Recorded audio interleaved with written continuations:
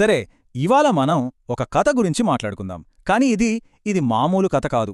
మనలో చాలామందికి అస్సలు తెలియని ఒక ఫినాన్షియల్ వరల్డ్లోకి మనల్ని తీసుకెళ్తుంది. వింటే ఆశ్చర్యపోతారు, ఆలోచనలో కూడా పడతారు. సరే, ఈ కథలు మన హీరో ఎవరంటే మనలాంటి ఒక మామూలు ఉద్యోగి. అతని యాన్యువల్ శాలరీ సుమారు 48 లక్షల రూపాయలు. వావ్, పెద్ద జీతమే కదా. కానీ జీతం ఎంత పెద్దగా ఉంటే ట్యాక్స్ భారం కూడా అంతే ఉంటుందిగా. అయితే అసలు విషయం ఏంటంటే అతను కేవలం 1 సంవత్సరంలో సేవ్ చేసిన ట్యాక్స్ ఎంతో తెలుసా? 6,30,000 రూపాయలు. నమ్మలేకపోతున్నారు కదా? ఇంత పెద్ద మొత్తాన్ని, అది కూడా లీగల్గా ఎలా సేవ్ చేయగలిగాడు? అదే అసలు ప్రశ్న. ఒక మామూలు ఉద్యోగి ఒక సింపుల్ ట్రస్ట్ని వాడుకొని చట్టం పరిధిలోనే ఉంటూ లక్షల్లో పన్ను ఎలా ఆదాయ చేశాడు? అసలు అతని ప్లాన్ ఏంటి? లా అతనికి ఎలా హెల్ప్ చేసింది? సరే, ఈ ప్రశ్నలన్నింటికీ సమాధానాలు కావాలంటే మనం ఈ కథలోకి ఇంకాస్త లోతుగా వెళ్ళాలి.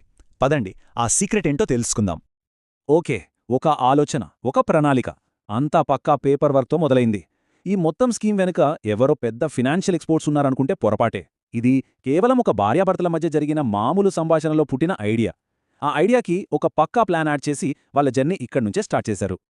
వాళ్లు పెట్టిన ట్రస్ట్ పేరు Saraswati weekend free tuition trust. పేరు వినగానే మనకు దాని పర్పస్ ఏంటో క్లియర్గా అర్థమవుతుంది కదా. ఫ్రీ ట్యూషన్ చెప్పడం.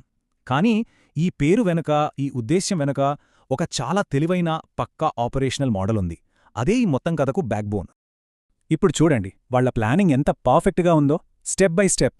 ఫస్ట్, భార్య పేరు మీద ట్రస్ట్ రిజిస్టర్ చేశాడు. తర్వాత లాయర్తో మాట్లాడి ఒక స్పెసిఫిక్ ట్రస్ట్ డీడ్ రాయించాడు. పాన్, ఏటీజీ, 12A ఇలా అన్ని లీగల్ రిజిస్ట్రేషన్స్ కంప్లీట్ చేశాడు. అంటే ఈ ఏటీజీ, 12A రిజిస్ట్రేషన్లు ఎందుకంటే ఈ ట్రస్ట్కి డొనేషన్స్ ఇస్తే ట్యాక్స్ బెనిఫిట్ ఉంటుందని అఫీషియల్గా సర్టిఫై చేసినట్లు. ప్రతి డీటెయిల్ పక్కాగా ఉంది. చివరికి వాళ్ళ ఇంట్లోనే ఒక రూమ్ని ఆఫీస్గా, లోకల్ అథారిటీస్కి ఇన్ఫార్మ్ చేసి అంతా పర్ఫెక్ట్గా సెట్ చేశాడు. ఈ ఒక్క వాక్యం, ట్రస్ట్ డీడ్లో ఉన్న ఈ ఒక్క క్లాజ్, అదే అతని మొత్తం స్ట్రాటజీకి గుండెకాయ. ఏంటంటే, మేము నెలకు 1 ఆదివారం మాత్రమే ట్యూషన్ చెప్తాం అండ్ ప్రతివారం లొకేషన్ మారుస్తాం. ఈ చిన్న లైనే ఫ్యూచర్లో రాబోయే పెద్ద ప్రాబ్లం నుండి అతన్ని కాపాడిన షీల్డ్. ఓకే, ఇప్పుడు ఈ స్కీమ్లో అసలు మ్యాజిక్ ఏంటో చూద్దాం. Reality versus receipt. అంటే నిజంగా ఏం జరుగుతోంది, పేపర్స్ మీద ఏం చూపిస్తున్నారు, ఈ రెండింటి మధ్య ఉన్న గ్యాప్, అదే ఈ మొత్తం ప్లాన్ యొక్క హార్ట్. ఈ డిఫరెన్స్ చూడండి. రియాలిటీలో ఏం జరుగుతోంది, నెలకొకసారి ఒక 40 మంది పిల్లలకు ట్యూషన్ చెప్తున్నారు. దీనికి ఏడాదికి అయ్యే ఖర్చు జస్ట్ 1,00,000 రూపాయలు. కానీ పేపర్స్ మీద ఏం చూపించారు? 100 మందికి ఫ్రీ ట్యూషన్, బుక్స్, యూనిఫామ్స్ ఇచ్చామని చూపించి ఏకంగా 42 లక్షల రూపాయల డొనేషన్ క్లెయిమ్ చేశారు. చూసారా గ్యాప్? 1,00,000 ఎక్కడా, 42 లక్షలెక్కడా? ఈ తేడానే అతని ట్యాక్స్ సేవింగ్కి బేస్. ఇప్పుడు ఆ డబ్బు ఎలా తిరిగిందో చూడండి. చాలా సింపుల్ కానీ బ్రిలియంట్. ఫస్ట్, తన పర్సనల్ అకౌంట్ నుండి ట్రస్ట్ అకౌంట్కి 42 లక్షలు ట్రాన్స్ఫర్ చేశాడు. తర్వాత ఆ ట్రస్ట్ నుండి తనకే ఒక డొనేషన్ రిసిప్ట్ ఇష్యూ చేసుకున్నాడు. ఇక ఫైనల్గా ఒక 15 రోజుల్లో టీచర్ శాలరీ, ఎక్స్పెన్సెస్ అని చెప్పి ఆ డబ్బుని మళ్ళీ తన పర్సనల్ అకౌంట్కే వెనక్కి తెప్పించుకున్నాడు. మనీ రౌండ్ ట్రిప్ అన్నమాట. అంత పక్కా డాక్యుమెంట్లతో, అంత లీగల్. ఇప్పుడు కథలో అసలు ట్విస్ట్. అంత సాఫీగా సాగిపోతున్న టైంలో ఒక ఇన్కమ్ ట్యాక్స్ ఆఫీసర్ ఎంటర్ అయ్యాడు. అతని అకౌంట్స్లో ఏదో తేడా కొడుతోందన్న అనుమానం వచ్చి ఎంక్వైరీ కోసం నేరుగా ఇంటికే వచ్చాడు. ఇక్కడి నుంచే అసలు సీన్ స్టార్ట్ అయింది. మన హీరో పైకి కామ్గా ఉన్నా లోపల టెన్షన్ మొదలై ఉంటుంది కదా. ఆఫీసర్ సూటిగా అడిగాడు, చాలా ఛాలెంజింగ్గా, మీ రిసిప్ట్స్లో 100 మంది స్టూడెంట్స్ అనుంది. ఎక్కడున్నారు వాళ్ళు? అసలు ఈ ట్యూషన్ ఎక్కడ పెడుతున్నారు? కానీ మన హీరో సమాధానం చూడండి. మాత్రం కంగారు లేకుండా చాలా కాన్ఫిడెంట్గా, సార్, ఇది వీకెండ్ ట్రస్ట్. మేము నెలకు ఒకసారే క్లాస్ చెప్తాం. ప్రతిసారి లొకేషన్ చేంజ్ అవుతుంది. కావాలంటే ఇదిగో ప్రూఫ్స్, ఫోటోలు, వీడియోలు, పర్మిషన్ లెటర్స్ అంటూ తన దగ్గరున్న ఫైల్ మొత్తం ముందు పెట్టాడు. ఆఫీసర్ అంత ఈజీగా వదిలిపెట్టలేదు. అది కాదు, మీ రిసిప్ట్ చూస్తే ఇది రోజూ జరుగుతున్నట్టనిపిస్తోంది. సంవత్సరానికి 100 మంది అని ఉంది కదా అని స్టూడెంట్స్ నంబర్ మీద ఫోకస్ చేశాడు.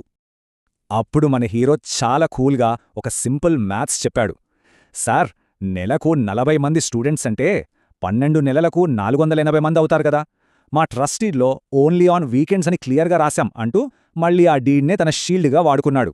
అతని ఫోర్సైట్ ఎంత బ్రిలియంట్గా ఉందో చూడండి. ఇక ఆఫీసర్కి వేరే దారి కనపడలేదు.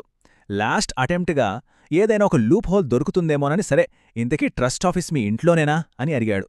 దానికి మన హీరో ఇచ్చిన సమాధానం ఒక మాస్టర్ స్ట్రోక్. అవును సార్, డీడ్లో రాసినట్లే మేం పేద పిల్లలకు హెల్ప్ చేస్తున్నాం. ఎక్స్పెన్సివ్ ఆఫీస్లో అద్దెకి తీసుకోలేం కదా.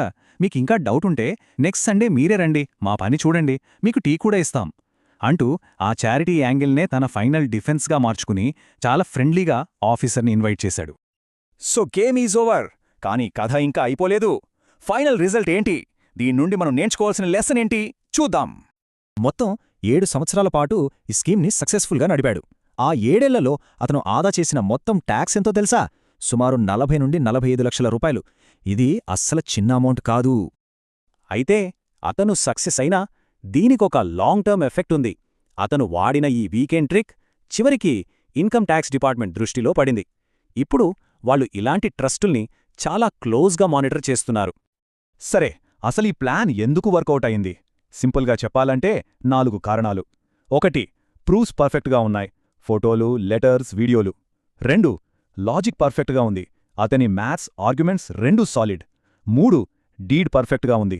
ప్రతి క్లాజ్ కేర్ఫుల్గా రాశాడు. ఇక 4ది చాలా ఇంపార్టెంట్, నమ్మించడానికి సరిపడా కొంచెమైనా నిజమైన చారిటీ చేశాడు. ఈ 4 పిల్లర్సే అతని సక్సెస్కి కారణం. చివరగా ఒక ప్రశ్న, దీన్ని మనం ఏమనాలి? చట్టంలోని లూప్ హోల్స్ని వాడుకోవటంలో ఇది ఒక మాస్టర్ క్లాసా, లేక ఒక మంచి పని పేరు చెప్పి మన ఉద్దేశం వేరేగా ఉంటే అది కరెక్టేనా? ఇది ఒక మోరల్ క్వశ్చన్. దీనిపై ఎవరి ఒపీనియన్ వాళ్ళకి ఉంటుంది, కానీ ఖచ్చితంగా ఆలోచించాల్సిన విషయం. ఈ మొత్తం కథ నుండి మనం నేర్చుకోవాల్సిన ఒకే ఒక పవర్ఫుల్ లెసన్ ఏంటంటే, నిజంగా మంచి చేయండి, అప్పుడు ఎప్పటికీ భయంతో బతకాల్సిన అవసరం ఉండదు. ఈ స్ట్రాంగ్ మెసేజ్తో ఈ విశ్లేషణను ముగిద్దాం.